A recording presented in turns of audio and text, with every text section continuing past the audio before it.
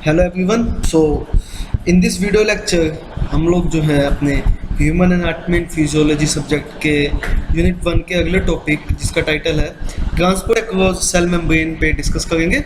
उनके मैकेनिज़म्स कि किस तरह से कोई भी सब्सटेंस जो है उनकी ट्रांसपोर्टेशन होती है सेल के अंदर या सेल से बाहर, यानी कि अगर हम कहें the movement of any substance in and out from the cells and the mechanism defining them. तो हम इस वीडियो लेक्चर में उन मैकेनिज्म्स के बारे में डिस्कस करेंगे कि कितने तरह के मैकेनिज्म हैं और उन मैकेनिज्म से कौन कौन से सब्सटेंसेस जो हैं उनकी मूवमेंट होती है सेल मेम्ब्रेन के through in and out of the cell. हमने जो है लास्ट वीडियो लेक्चर में है प्लाज्मा मेम्ब्रेन के बारे में डिस्कस करा था, उसके स्ट्रक्चर और फंक्शंस के बारे में डिस्कस करा था। जो हमने स्ट्रक्चर बताया था उसमें ये था कि वो एक बाइफॉस्फोलिपिड मेम्ब्रेन है जिसमें एक हाइड्रोफोबिक टेल होती है और एक हाइड्रोफिलिक हेड होता है। तो उसी कॉन्टिन्यूशन में हम आगे थोड़ा सा और ब्रीफली इसको प्लाज्मा मेम्ब्रेन के स्ट्रक्चर पे डिस्कस करेंगे, क्योंकि उसके अंदर कुछ प्रोटीन्स होते हैं जिनको हम प्लाज्मा प्रोटीन्स कहते हैं। ये प्लाज्मा प्रोटीन्स जो हैं बड़ा ही एक इम्पोर्टेंट रोल प्ले करते हैं हमारी ट्रांसपोर्टेशन में। तो अगर हम इसी स्ट्रक्चर की तरफ ध्यान दें तो उसमें साफ दे रखा है कि डिफरेंट तरह के प्रोटीन्स के बारे में उनकी छोटा बता रखा है। बेसिकली जो है दो तरह के प्लाज्मा प्रोटीन्स होते हैं। पहले होते हैं इंटीग्रल प्रोटीन्स जिनको हम या तो कहते हैं ट्रांसमेम्ब्रेन प्रोटीन्स, ये भी अलग अलग तरह के होते हैं, ठीक है। तो बेसिकली इनको इंटीग्रल प्रोटीन्स कहते हैं क्योंकि सेल मेम्ब्रेन के इंटीरियर में होते हैं, ठीक है। यानी कि ट्रांस मेम्ब्रेन भी अगर हम उन्हें समझाएं तो ट्रांस मेम्ब्रेन यानी कि विद इन दी मेम्ब्रेन। तो ये जो है बेसिकली नाम से बता रहे हैं कि प्लाज्मा मेम्ब्रेन के अंदर है। तो हम इसमें देखें कि तीन तरह के जो है हमें इंटीग्रल प्रोटीन्स के बारे में दिखाया हुआ है स्ट्रक्चर के अंदर। वही जो दूसरे मेम्ब्रेन प्रोटीन्स होते हैं उनको कहते हैं हम पेरिफेरल प्रोटीन्स। ये जो पेरिफेरल प्रोटीन्स हैं जैसे नाम में ही इनके है कि ये जो है पोलर एंड के, यानी कि जो पोलर हेड है, हाइड्रोफिलिक हेड है हमारे बाइफॉस्फोलिपिड लेयर का, उसके साथ अटैच्ड होते हैं। या तो ये एक्सटर्नल एनवायरनमेंट की तरफ अटैच्ड होते हैं या साइटोप्लाज्म की तरफ अटैच होते हैं, या दोनों की तरफ अटैच होते हैं। अगर हम इस स्ट्रक्चर्स में देखें कि कोइल्ड हमें दिख रही है, एक कोइल्ड स्ट्रक्चर प्रोटीन है, अगर हम उसके देखें जो एनवायरनमेंट एक्सटर्नल एनवायरनमेंट की तरफ है वो जो है हमारी पेरिफेरल प्रोटीन है। वही जो एक बीच में कोइल्ड है वो हमारी ट्रांसमेम्ब्रेन या इंटीग्रल प्रोटीन है। वही जो एक तीसरी प्रोटीन दोबारा उसको लाइन से हटा के वो है उसकी पेरिफेरल प्रोटीन, ठीक। साथ ही साथ प्लाज्मा मेम्ब्रेन के अंदर बहुत सारे कार्बोहाइड्रेट्स भी होते हैं, कुछ ऐसे प्रोटीन्स भी होते हैं जो ग्लूकोज के साथ कंजुगेट में होते हैं या उनके साथ बाउंड होते हैं, जिनको हम ग्लाइकोप्रोटीन्स बोलते हैं। तो बस ये एक कुछ बेसिक है जो हमें आगे याद रखना है, क्योंकि ये प्लाज्मा प्रोटीन्स का एक अच्छा रोल है, इम्पोर्टेंट रोल है मेम्ब्रेन की, सेल मेम्ब्रेन से ट्रांसपोर्टेशन के अंदर। ओके, अभी पिछली स्लाइड में हमने जो है डिफरेंट प्लाज्मा प्रोटीन्स के बारे में पढ़ा, पेरिफेरल और इंटीग्रल प्रोटीन्स के बारे में।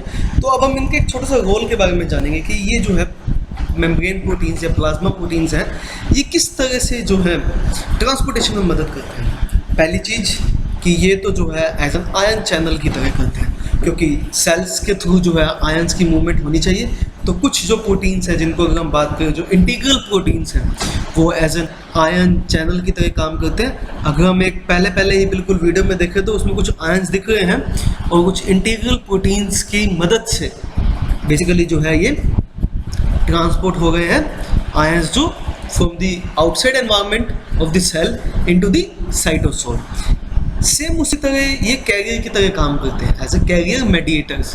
यानी कि अगर हम इनकी बात करें तो कैरियर मेडिएटेड ट्रांसपोर्टेशंस होते हैं। कुछ प्रोटीन्स जो होते हैं, कुछ अगर हम कहें कुछ कंपाउंड्स जो होते हैं, कुछ सब्सटेंसेस जो होते हैं वो ईजिली जो है मेम्ब्रेन से मूवमेंट नहीं कर पाते, यानी कि उनकी जो है सेल के थ्रू मूवमेंट नहीं होती। तो कुछ कैरियर्स जो होते हैं वो सेल मेम्ब्रेन के साथ लगे होते हैं जिनकी मदद से सब्सटेंस कुछ इनसाइड या आउटसाइड ट्रैवल करते हैं सेल के। इसी तरह जो है ये कुछ प्लाज्मा मेम्ब्रेन्स या मेम्ब्रेन प्रोटीन्स जो हैं एज अ कैरियर का भी काम करते हैं। सेम उसी तरह कुछ है, रिसेप्टर्स का काम करते हैं। ज़्यादातर जो ड्रग्स हैं, जो हमारे क्या कहते हैं हार्मोन्स हैं, वो बेसिकली रिसेप्टर्स के थ्रू ही काम करते हैं, उन पे आके अटैच हो जाते हैं। वो प्रोटीन्स ही होते हैं रिसेप्टर्स, उन पे आके अटैच हो जाते हैं ताकि जो है इंटरनल ऑर्गेनलिस पे वो अपने इफेक्ट को शो कर सके। बेसिकली जो है प्लाज्मा प्रोटीन्स या हम बात करें मेम्ब्रेन प्रोटीन्स हैं, ये दो तरह से काम करते हैं। या तो ये एज एन आयन चैनल काम करेंगे या ये एज अ कैरियर की तरह काम करेंगे। तो हमें जो mechanism of transport of various substances across cell membrane को अगर डिस्कस करें तो उससे पहले हमें कुछ बेसिक टर्मिनोलॉजीज के बारे में जानना जरूरी है। उनके कुछ कंसेप्ट्स हैं, उनके बारे में थोड़ा बहुत जानना जरूरी है। उसमें सबसे पहले जो है हमारा वो एक टर्मिनोलॉजी है जिसको हम कहेंगे मेम्ब्रेन परमिएबिलिटी। अब परमिएबिलिटी का मतलब है कि एक स्ट्रक्चर की एबिलिटी, ताकि जो वो है वो किसी चीज़ की मूवमेंट कर सके, वही तो मेम्ब्रेन परमिएबिलिटी होगी। The ability of the cell membrane या प्लाज्मा मेम्ब्रेन टू अलो या to permit the passage of any substance through it, यानी कि उसके थ्रू कोई भी सब्सटेंस की मूवमेंट हो सके। अब जो मेम्ब्रेन है, जो हमारी सेल मेम्ब्रेन है, उसकी जो परमिएबिलिटी है वो अलग अलग सब्सटेंसेस के लिए अलग अलग है। तो हमने आगे कुछ एग्जांपल्स डिस्कस करे हैं। तो अगर जैसे हम बात करें हमारे नॉन पोलर मॉलिक्यूल्स, हमारे नॉन पोलर मॉलिक्यूल्स जैसे हो गए हमारे ऑक्सीजन, कार्बोहाइड्रेट्स, कुछ स्टीरॉइड्स हो गए, तो जो इनकी मूवमेंट है हमारी सेल मेम्ब्रेन के थ्रू, ये बड़ी ही ईजिली मूवमेंट है क्योंकि नॉन पोलर सब्सटेंसेस है, तो इनकी मूवमेंट बहुत ईजिली है। क्योंकि जो हमारा है जो सब्सटेंस है वो ज़्यादातर लिपोफिलिक है, उसका जो टेल है बाइफॉस्फेट लेयर है वो उस तरह से बनी हुई है कि वो उनकी जो है नॉन पोलर मॉलिक्यूल्स की इजीली ट्रांसपोर्टेशन कर देती है। इसलिए जो नॉन पोलर मॉलिक्यूल्स हैं हम उनको कहते हैं ये हाईली परमिएबल मॉलिक्यूल्स हैं, इनकी हाई परमिएबिलिटी है। वही जो कुछ पोलर मॉलिक्यूल्स हैं, या तो पोलर मॉलिक्यूल्स दो तरह के होंगे, लार्ज मॉलिक्यूल्स या स्मॉल मॉलिक्यूल्स। अगर हम बात करें जो स्मॉल अनचार्ज्ड पोलर मॉलिक्यूल्स हैं, जैसे कि हमारे वाटर या यूरिया, इनकी जो परमिएबिलिटी है एक एवरेज परमिएबिलिटी यानी कि मॉडरेट परमिएबिलिटी है। वही जो तीसरे हैं जो हमारे आयंस हो गए, यानी आयंस हो गए वेरियस कैल्शियम, पोटेशियम या कुछ पोलर मॉलिक्यूल्स, ठीक है। यानी कि अगर हम बात करें कोई भी चार्ज्ड मॉलिक्यूल या हाईली पोलर मॉलिक्यूल है तो उनकी परमिएबिलिटी बहुत ही कम है या होती ही नहीं है। उनकी मूवमेंट अगर हमें सेल मेम्ब्रेन के थ्रू करवानी है तो हमें कुछ स्पेसिफिक मीडिएटर्स की ज़रूरत होती है, जैसे कि एक आयन चैनल्स की ज़रूरत होगी, कुछ कैरियर्स की ज़रूरत होगी, एनर्जी की ज़रूरत होगी, इनके थ्रू होती है। तो इनको भी हम आगे अपने फ्यूचर इसी वीडियो लेक्चर में डिस्कस करने वाले हैं कि डिफरेंट जो है हमारे मैकेनिज्म है डिफरेंट कंपाउंड्स ऑफ के लिए, यानी कि नॉन पोलर मॉलिक्यूल्स के लिए कुछ अलग मैकेनिज्म्स हैं, स्मॉल अनचार्ज्ड पोलर मॉलिक्यूल्स के लिए कुछ अलग मैकेनिज्म्स हैं, आयन और पोलर मॉलिक्यूल्स के लिए अलग मैकेनिज्म है। यानी कि जो मैकेनिज्म्स हैं उनकी मेम्ब्रेन परमिएबिलिटी के ऊपर डिपेंडेंट है। ओके, तो हमारी जो नेक्स्ट टर्म है जिसको हमें एक ब्रीफ डिस्कशन में लेना है वो है concentration gradient. Basically concentration gradient है क्या? It is difference in the concentration of a chemical from one place to another, such as from the inside to the outside of the plasma membrane। यानी कि कोई भी एक substance की concentration inside the cytosol and outside the cell, यानी कि कोई भी एक जो सब्सटेंस है उसकी कंसंट्रेशन इनसाइड साइटोसोल के अंदर ज़्यादा है और बाहर के एनवायरनमेंट के अंदर कम है, तो वो उस सब्सटेंस की कंसंट्रेशन ग्रेडियंट हुई। ओके, तो अब जो हम हैं different mechanisms of transportation across cell membrane को डिस्कस करेंगे कि कितने तरह के मैकेनिज्म्स हैं। अगर हम फ्लो चार्ट में देखें तो बेसिकली 3 डिफरेंट टाइप्स के हैं हमारे मैकेनिज्म्स। पहला है डिफ्यूजन, दूसरा है एक्टिव ट्रांसपोर्टेशन और तीसरा है ट्रांसपोर्ट इन वेसिकल्स। अगर हम डिफ्यूजन की बात करें, डिफ्यूजन को हम पैसिव ट्रांसपोर्टेशन भी बोलते हैं, जो आगे फर्दर 3 सब टाइप के हैं, सिंपल डिफ्यूजन, फैसिलिटेटेड डिफ्यूजन और ऑस्मोसिस। वही प्राइमरी और सेकेंडरी एक्टिव ट्रांसपोर्टेशन है। एक्टिव ट्रांसपोर्टेशन के 2 पार्ट्स। और ट्रांसपोर्ट इन वेसिकल्स जिसको हम बल्क ट्रांसपोर्टेशन भी कहते हैं, वो या तो एंडोसाइटोसिस होता है, एक्सोसाइटोसिस होता है या फैगोसाइटोसिस होता है। अब इन सब के बारे में स्पेसिफिकली हर एक मैकेनिज्म को हम आगे फर्दर वीडियो लेक्चर में बिल्कुल एक डिटेल में स्टडी करेंगे। तो सबसे पहले जो हमारा है मैकेनिज्म वो है डिफ्यूजन। अगर हम डिफ्यूजन को डिफाइन करें, diffusion is basically a movement of molecule from a region of higher concentration to a lower concentration, यानी कि मूवमेंट ऑफ एनी सोल्यूट या movement of any substance across its concentration gradient, यानी कि उसके concentration gradient के हिसाब से उसकी मूवमेंट होगी। यानी कि जिस जगह पे उसकी कंसंट्रेशन कम है, यानी कि वो सोल्यूट या वो सब्सटेंस उस जगह पे जाएगा अपनी हाई कंसंट्रेशन वाले एरिया को छोड़कर। अब हमने ये फिगर में ही बेसिकली समझाया हुआ। देखो, अगर हम बात करें एक्स्ट्रा सेलुलर फ्लूइड में अगर बहुत ज़्यादा कोई भी सोल्यूट या कोई भी सब्सटेंस पड़ा लेकिन इनर में कम पड़ा, तो यानी कि उसकी मूवमेंट होगी आउटर से इनर की तरफ, एक्स्ट्रा सेलुलर फ्लूइड से साइटोसोल के अंदर। अब हमने ये डिस्कस करा है, ये 3 तरह के हैं, सिंपल डिफ्यूजन, फैसिलिटेटेड डिफ्यूजन और ऑस्मोसिस। इनको हम आगे फर्दर अभी डिस्कस करेंगे। तो अगर हम डिफ्यूजन को अगर सिंपल एक एक्सपेरिमेंट के थ्रू अगर एक्सप्लेन करें, तो वो एक फिगर में हमने जो बनाई है, हम इसमें एक एक्सपेरिमेंट के थ्रू से डिफ्यूजन को एक्सप्लेन करेंगे। जैसे उसके अंदर एक वाटर है, हमने एक सिलेंड्रिकल ट्यूब के अंदर हमने क्या किया, एक वाटर लिया जिसमें हमारा सोलवेंट है, नीचे हमने क्या डाला, सोल्यूट डाला है। यानी कि जो डाई है, जो हमारा बेसिकली दूसरा सोल्यूट है, डाई है वो नीचे बैठी हुई है। तो जब डिफ्यूजन होगी, यानी कि डिफ्यूजन अगर स्टार्ट होगी तो वो ऊपर की तरफ मूव करेगी, यानी कि जिस कंसंट्रेशन में वो ज़्यादा है उस एरिया को छोड़कर लो कंसंट्रेशन की तरफ जाएगी, यानी कि ऊपर की तरफ। और जब ऊपर की तरफ जाएगी तो उस प्रोसेस को हम क्या बोलेंगे, डिफ्यूजन। और एक ऐसी फाइनल स्टेज आएगी, ऐसा नहीं है कि डिफ्यूजन जो कॉन्टिन्यूसली चलती रहेगी, जो हायर कंसंट्रेशन एरिया है वो लोअर कंसंट्रेशन एरिया हो जाएगा, ऐसा नहीं होगा। डिफ्यूजन में क्या होगा, इक्विलिब्रियम मेंटेन होगा, यानी कि डिफ्यूजन उस स्टेज पे आके बंद होगी जब concentration in higher region, higher concentration region और लोअर कंसंट्रेशन रीजन की कंसंट्रेशन सेम हो जाएगी।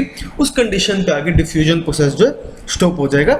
वो जो हम एक इस फिगर में जो है उस एक्सपेरिमेंट के थ्रू हम समझाते हैं। अगर अब हम बात करें, कुछ फैक्टर्स हैं जो डिफ्यूजन को इफेक्ट करते हैं।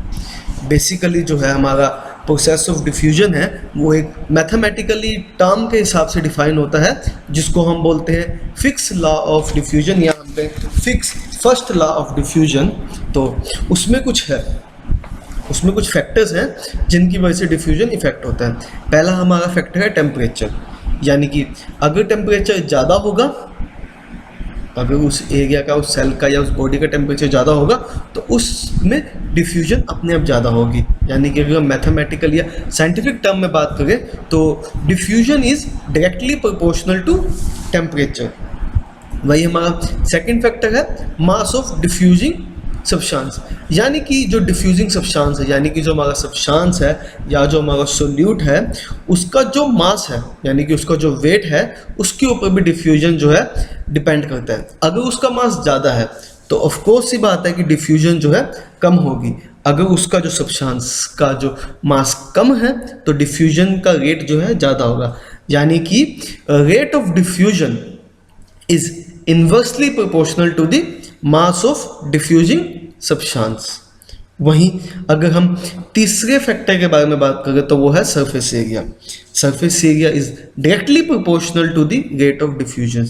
जितना ज़्यादा सरफेस एरिया होगा उतना ही ज़्यादा हमारा क्या है, डिफ्यूजन होगा। फिर चौथा है डिफ्यूजन डिस्टेंस, यानी कि जितना डिस्टेंस होगा हमारा क्या कहते हैं प्लाज्मा मेम्ब्रेन का, उतनी ही ज़्यादा डिफ्यूजन होगी। अगर हम बात करें जो हमारे न्यूमोनिया में अगर लंग्स के जो हमारे सेल्स हैं उनका जो है इन्फ्लेमेशन हो जाती है, तो उसमें क्या होता है कि बेसिकली जो उनके प्लाज्मा मेम्ब्रेन है उनकी जो डिस्टेंस हो जाता है वो बढ़ जाता है। उसकी वजह से क्या जो डिफ्यूजन होता है सोल्यूट्स का वो बहुत ज़्यादा हो जाता है। यानी कि diffusion distance is also directly proportional to the rate of diffusion.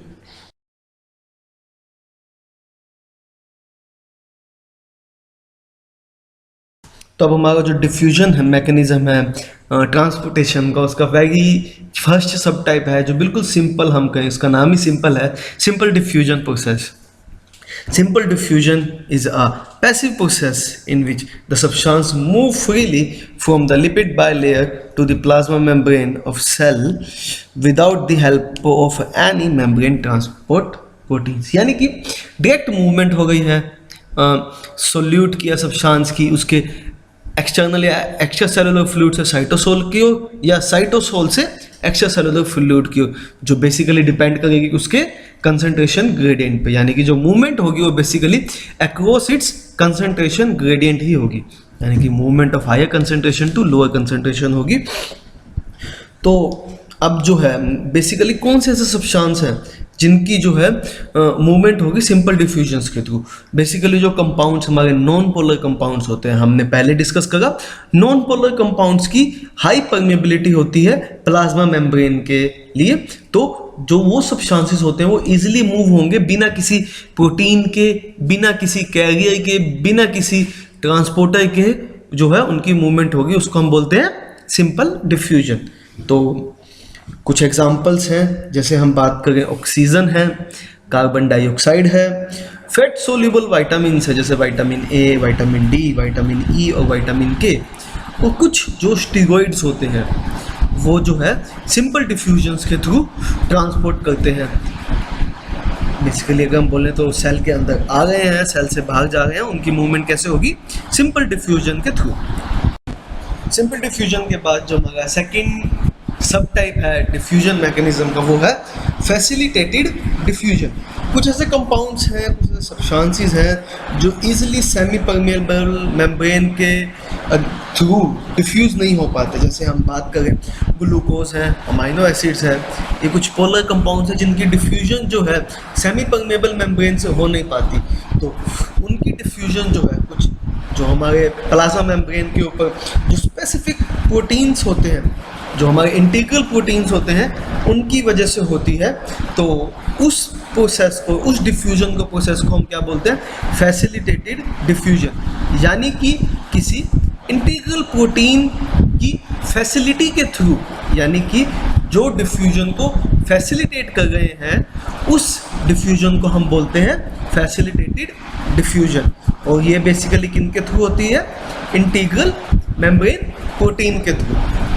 अब जो है इंटीग्रल मेम्ब्रेन प्रोटीन जो है बेसिकली दो तरह से काम करेंगे। या तो वो एक चैनल की तरह काम करेंगे, चैनल मतलब कि कोई भी सब्सटेंस आया उसके थ्रू वो पास आउट हो जाएंगे, ठीक है, या वो कैरियर की तरह काम करेंगे, यानी कि वो उसकी मूवमेंट में पूरी मदद करेंगे। बेसिकली तो फैसिलिटेटेड डिफ्यूजन में दो तरह के हो गए। अब पहला हो गया चैनल मेडिएटेड फैसिलिटेटेड डिफ्यूजन और दूसरा हो गया carrier mediated facilitated diffusion. Okay, तो जो हमारा फर्स्ट सब टाइप है फैसिलिटेटेड डिफ्यूजन का वो है चैनल मेडिएटेड फैसिलिटेटेड डिफ्यूजन। इसमें क्या होगा? बेसिकली कुछ जो हमारे इंटीग्रल प्रोटीन्स हैं, जो हमारे प्लाज्मा मेम्ब्रेन के ऊपर इंटीग्रल प्रोटीन्स हैं, वो आयन चैनल्स की तरह काम करेंगे, ताकि कुछ जो इनऑर्गेनिक आयंस हैं जो बेसिकली हाइड्रोफिलिक हैं, पेनिट्रेट नहीं कर पाएंगे लिपिड बाइलेयर को, तो उनकी मूवमेंट या उनकी पैसेज के लिए स्पेसिफिकली आयन चैनल्स बन जाएंगे, जिसके थ्रू वो है इनसाइड या आउटसाइड मूव कर पाएंगे सेल के। ओके, तो अगर हम फिगर में देखें, फिगर में समझाया यही हुआ है कि स्पेसिफिकली जो प्रोटीन्स हैं वो आयन चैनल बन जाएंगे। चैनल्स जो होंगे बेसिकली वो एक गेट की तरह होंगे। These ion channels are gated. अब दो फिगर देखिए, दोनों फिगर में बताया हुआ है। पहली फिगर में ये है कि जो गेट है वो ओपन है, दूसरी फिगर में है गेट जो है क्लोज है। अगर गेट ओपन होगा तो तभी जो आयन है उसकी मूवमेंट हो पाएगी अक्रॉस इट्स कंसंट्रेशन ग्रेडियंट। हमें चीज़ याद रखनी, डिफ्यूजन प्रोसेस कैसा होगा? वो अक्रॉस इट्स कंसंट्रेशन ग्रेडियंट, यानी कि movement from higher concentration to its lower concentration reason.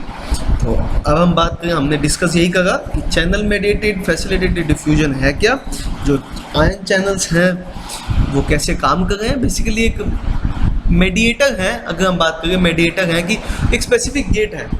अगर हम बात करें कि हमने अगर किसी जगह पे जाना है तो हम एक गेट से जाएंगे, तो आयन चैनल्स हैं वो एक गेट का काम कर रहे हैं कि उसी गेट के थ्रू आयन जो है मूव कर पाएंगे इनसाइड और आउटसाइड दी सेल।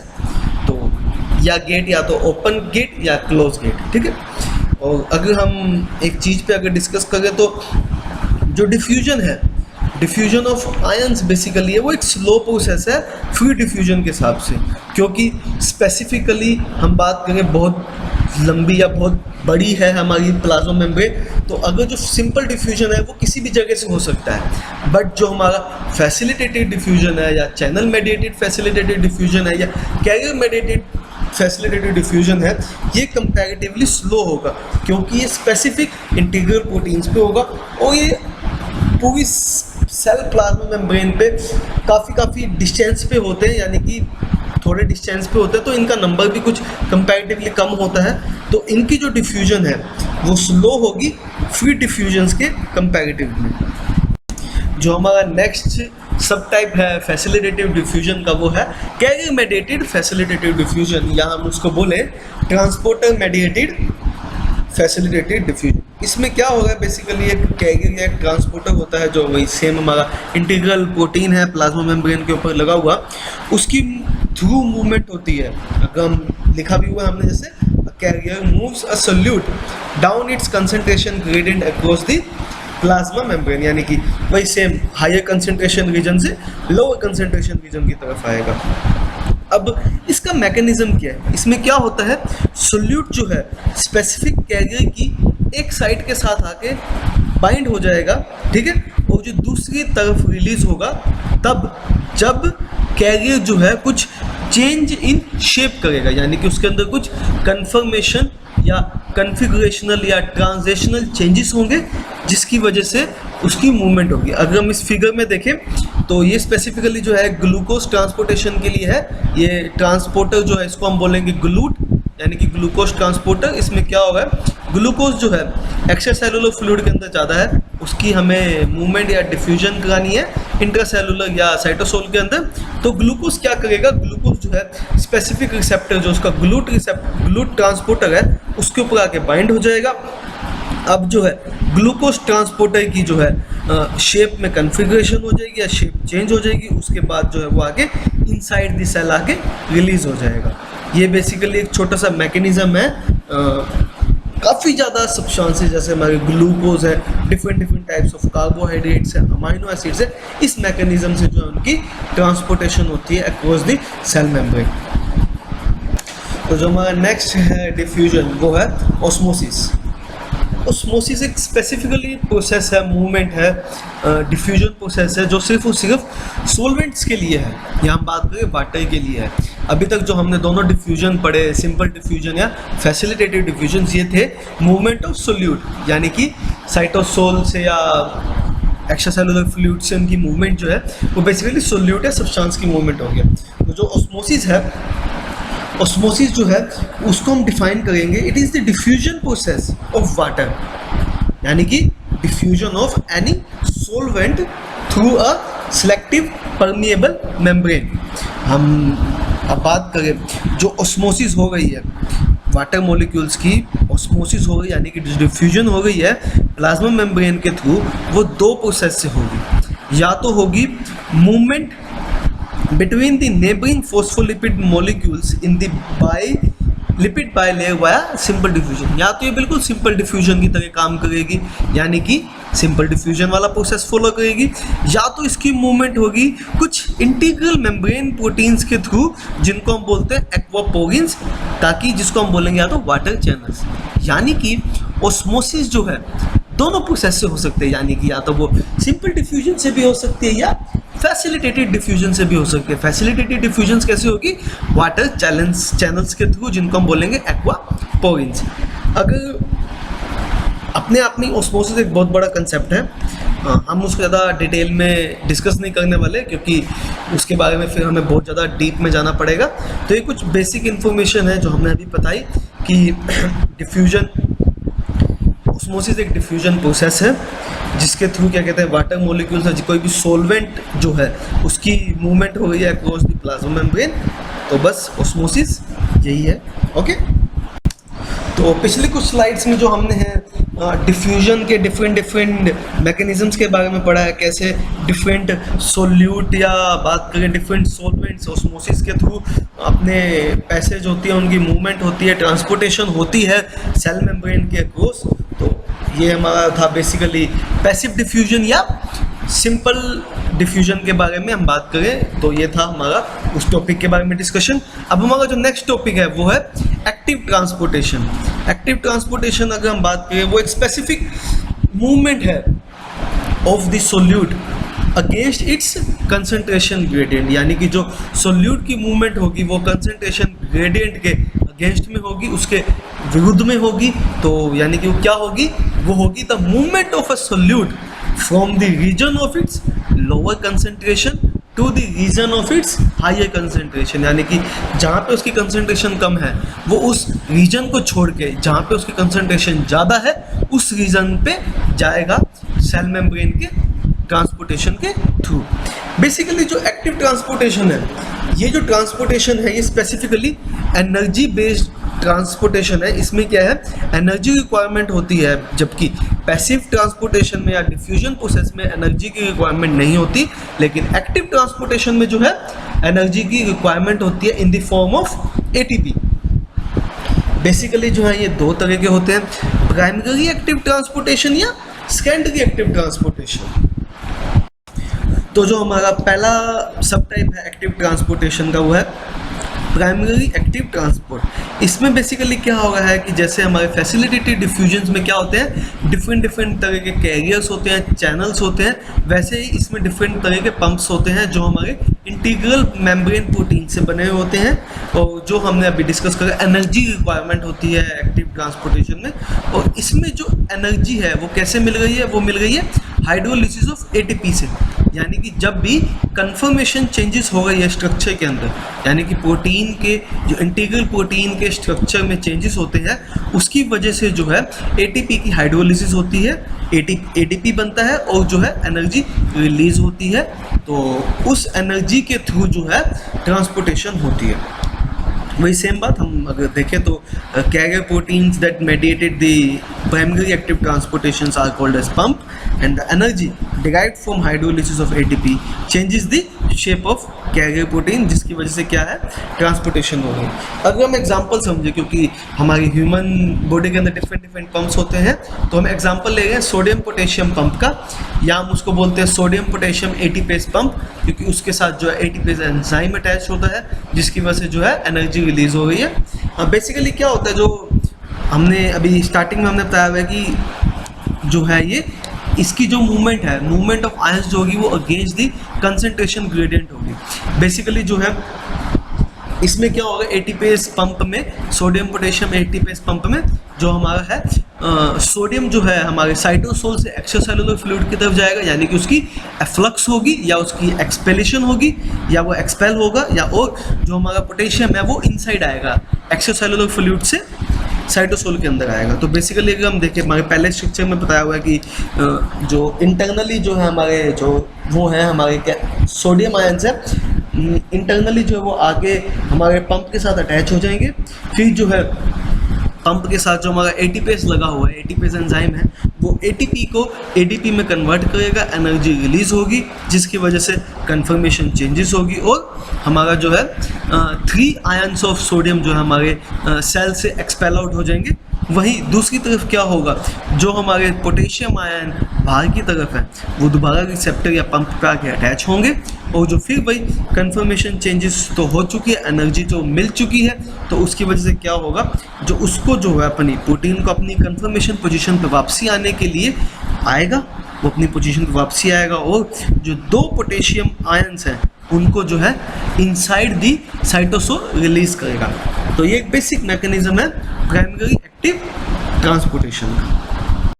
तो जब हमारा दूसरा है एक्टिव ट्रांसपोर्टेशन का मैकेनिज्म वो है सेकेंडरी एक्टिव ट्रांसपोर्टेशन। इसमें क्या होगा, बेसिकली जो transportation of one solute against its concentration is influenced और the via the energy generated by the gradient of another solute. यानी कि इसमें क्या होगा, जो हमारा एक आयन जो है हमारा एक आयन की जो मूवमेंट होगी, एक आयन की सोल्यूट होगी, उसकी जो मूवमेंट है अगेंस्ट द कंसंट्रेशन ग्रेडियंट वो इन्फ्लुएंस होगी दूसरे सोल्यूट की।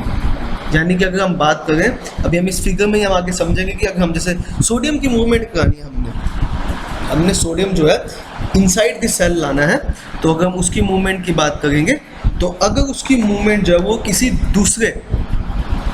दूसरे सोल्यूट की मूवमेंट के उसके ऊपर इफेक्ट करेगी और ये मूवमेंट वही सेम कुछ डिफरेंट चैनल्स या कुछ डिफरेंट कैरियर्स या कुछ डिफरेंट पंप्स के थ्रू ही होगी।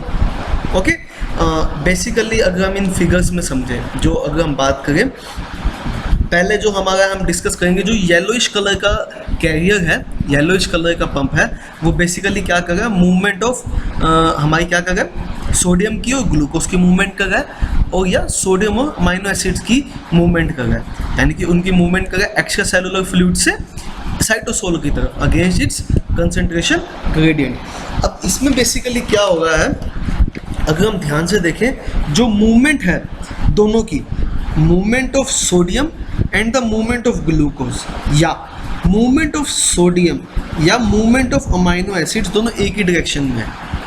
अगर ये सेकेंडरी एक्टिव ट्रांसपोर्टेशन दोनों ही सोल्यूट का एक ही डायरेक्शन में होगा तो हम इसको बोलेंगे सिम्पोर्ट ट्रांसपोर्टेशन या सिम्पोर्ट। ओके, अगर ये डिफरेंट डायरेक्शन में होगा, अगर हम वही सेम दूसरी फिगर में बात करें, उसी में जो हमारे ब्लू कलर से पंप रिप्रेजेंट हुए हैं, उनमें क्या हो रहा है, the movement of sodium and the movement of calcium या movement of sodium and the movement of hydronium ion या हाइड्रोजन आयन जो है वो डिफरेंट है, अपोजिट डायरेक्शन में है।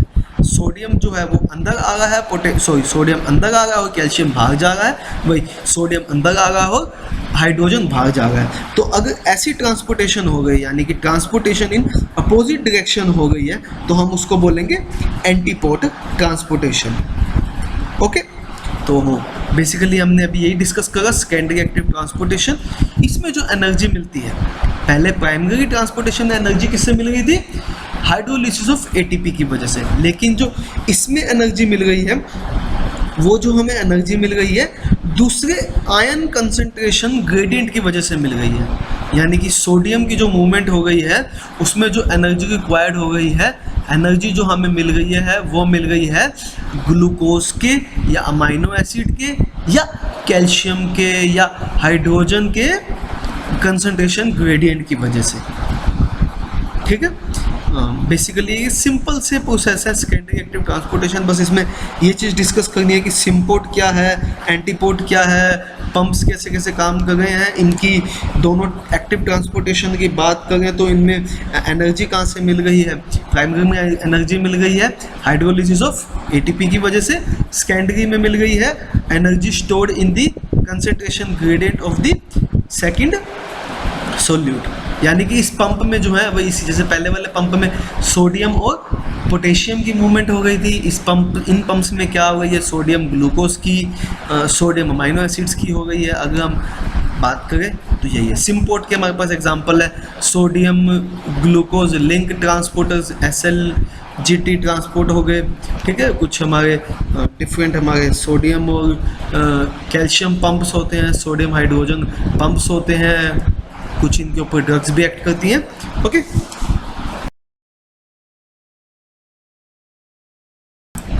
तो जो हमारा नेक्स्ट है, जो थर्ड है mechanism of transportation across cell membrane, वो है ट्रांसपोर्टेशन बाय वेसिकल्स, या हम इसको कहेंगे बल्क ट्रांसपोर्ट। इसमें बेसिकली क्या होगा है, वेसिकल्स बन जाते हैं या वेसिकल्स फॉर्मेशंस की मदद से जो है हमारी जो है ट्रांसपोर्टेशन होती है विद इन दी सेल, या तो कुछ सब्सटेंस सेल के अंदर आ गए हैं या कुछ सब्सटेंस सेल के बाहर जा रहे हैं। और ये जो ट्रांसपोर्टेशन हो गई है बेसिकली आयंस या स्मॉल सोल्यूट्स के छोड़ के कुछ हैवी मोलिकुलर वेट्स के लिए होती है, जिनका मोलिकुलर वेट या मोलिकुलर साइज बहुत ज़्यादा है, उनके लिए होती है। तो इसलिए हम इसको जो है बल्क ट्रांसपोर्टेशन भी कहते हैं। ये बेसिकली एंडोसाइटोसिस हो गई, फैगोसाइटोसिस हो गई या एक्सोसाइटोसिस हो गई। ओके,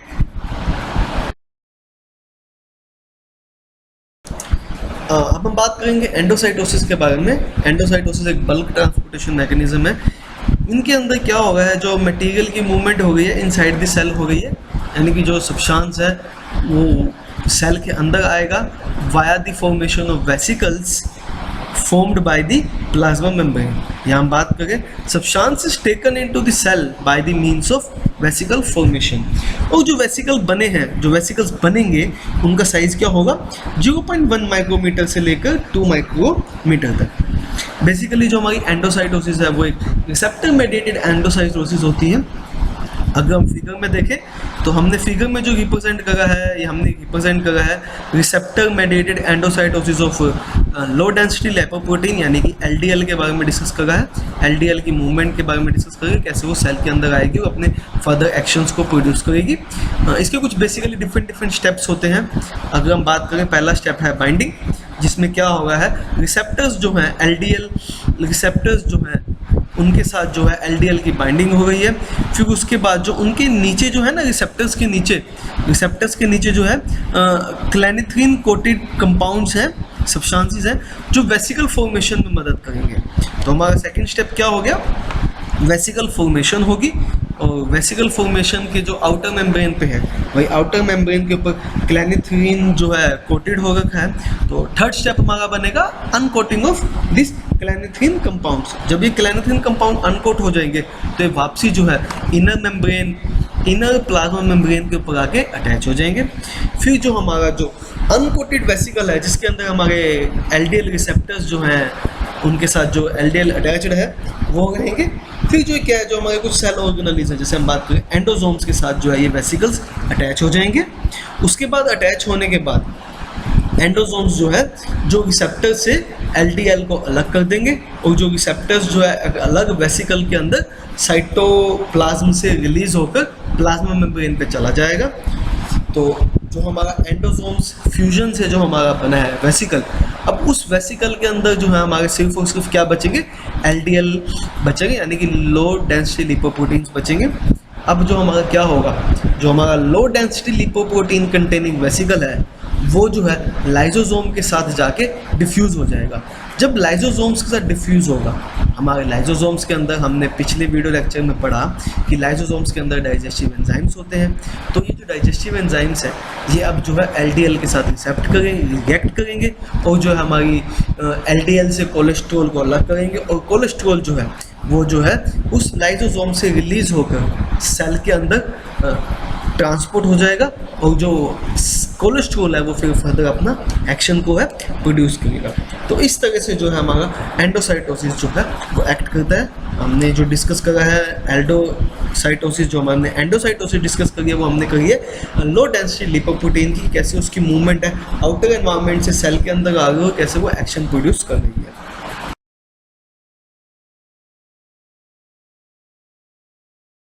तो अब जो हमारा नेक्स्ट बल्क ट्रांसपोर्टेशन का मैकेनिज्म है वो है फैगोसाइटोसिस, या हम उसको बोलेंगे सेल ईटिंग। इसमें बेसिकली क्या होगा कि जो सेल है वो क्या करता है, इंजेक्शन कर देता है लार्ज पार्टिकल्स की या माइक्रो ऑर्गेनिजम्स की, जैसे बैक्टीरिया की, माइक्रोब्स की, डिफरेंट माइक्रोब्स की।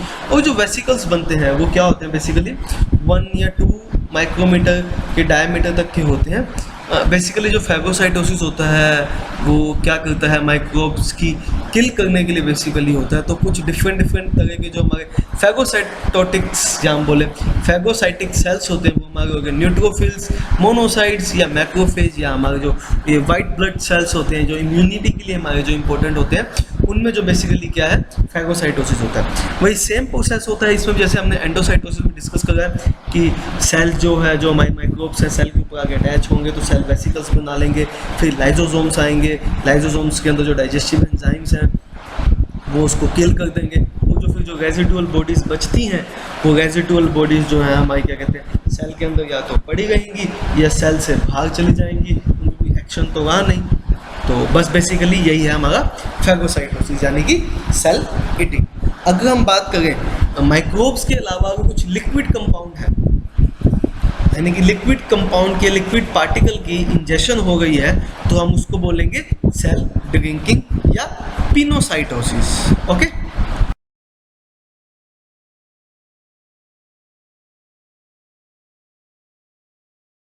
तो जब हमारा थर्ड बल्क ट्रांसपोर्टेशन मैकेनिज्म है वो है exocytosis. Exocytosis means the movement of any substances to move out of the cell by the fusion with the plasma membrane of vesicles form, यानी कि export of any substance from the cell। Vesicles same वैसे ही काम होगा है कि vesicles बनेंगे। अगर हम बात करें डिफरेंट हमारे जो हार्मोन्स हैं या न्यूरो ट्रांसमीटर्स हैं, हम उनको एक्सेल आउट करते हैं हमारी बॉडी से या हमारे सेल से, तो उस प्रोसेस को वो एक्सोसाइटोसिस के थ्रू होता है। डिफरेंट न्यूरो ट्रांसमीटर्स जो हैं वो एक्सोसाइटोसिस के थ्रू सेल से रिलीज होते हैं। उसमें भी सेम है, लाइजोसोम्स के थ्रू वेसिकल्स बनते हैं। वो वेसिकल्स फिर जो है हमारे क्या कहते हैं प्लाज्मा मेम्ब्रेन के पास आके अटैच होते हैं, फिर वो प्लाज्मा मेम्ब्रेन के बाहर इजीली एक्सपेल आउट हो जाते हैं। वही सेम अगर हम बात करें बिल्कुल अपोजिट मैकेनिज्म है एंडोसाइटोसिस का। तो exocytosis is just opposite of the endocytosis.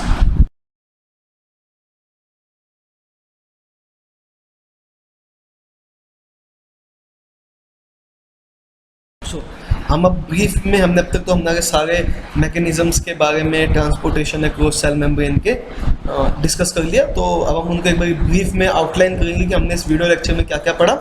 हमने पढ़ा, पहला हमने जो मैकेनिज्म पढ़ा वो है डिफ्यूजन, जिसमें हमने डिस्कस करा था कि कौन कौन से फैक्टर्स के ऊपर रेट ऑफ डिफ्यूजन इफेक्ट करता है, कितने कितने तरह के डिफ्यूजन है, सिंपल डिफ्यूजन है, फैसिलिटेटिव डिफ्यूजन है या ऑस्मोसिस है। फिर फैसिलिटेटिव डिफ्यूजन्स कितने तरह के हैं, 2 तरह के हैं, कैरियर मेडिएटेड है या चैनल मेडिएटेड है, उनके कुछ एग्जांपल के साथ उनको डिस्कस करा। फिर हमने पढ़ा एक्टिव ट्रांसपोर्टेशन के बारे में, एनर्जी कैसे मिलती है, कितने तरह के होते हैं, बेसिकली 2 तरह के हैं, प्राइमरी और सेकेंडरी। फिर सेकेंडरी जो हमारे आगे 2 टाइप से हमने फर्दर डिस्कस करे, एंटीपोर्ट होते हैं या सिम्पोर्ट होते हैं, कि किस तरह से उनको डिफरेंट तरह से एनर्जी मिल गई है, या तो हाइड्रोलिसिस ऑफ एटीपी से मिल गई है एनर्जी, या सेकेंडरी कंसंट्रेशन ग्रेडियंट की वजह से मिल गई, सेकेंडरी सोल्यूट की कंसंट्रेशन ग्रेडियंट की वजह से मिल गई है। फिर हमने पढ़ा हमारा क्या कहते हैं बल्क ट्रांसपोर्टेशन या ट्रांसपोर्टेशन इन वेसिकल्स, जिसमें हमने क्या कहते हैं एंडोसाइटोसिस के बारे में पढ़ा, उसके किस तरह से हमने जो है एलडीएल की जो है मूवमेंट के बारे में डिस्कस करा, रिसेप्टर्स मेडिएटेड एंडोसाइटोसिस के बारे में डिस्कस करा हमने। फिर जो है फैगोसाइटोसिस के बारे में डिस्कस करा और फिर एक्सोसाइटोसिस के बारे में डिस्कस करा। तो ये था बेसिकली एक introductory lecture about the transport across cell membrane, कि कितने तरह के मैकेनिज्म्स हैं, कितने कितने डिफरेंट तरह से, कितने डिफरेंट जो सोल्यूट्स हैं अपनी परमेबिलिटी के हिसाब से जो है सेल मेम्ब्रेन के अक्रॉस पैसेज होती है उनकी, या उनकी मूवमेंट होती है।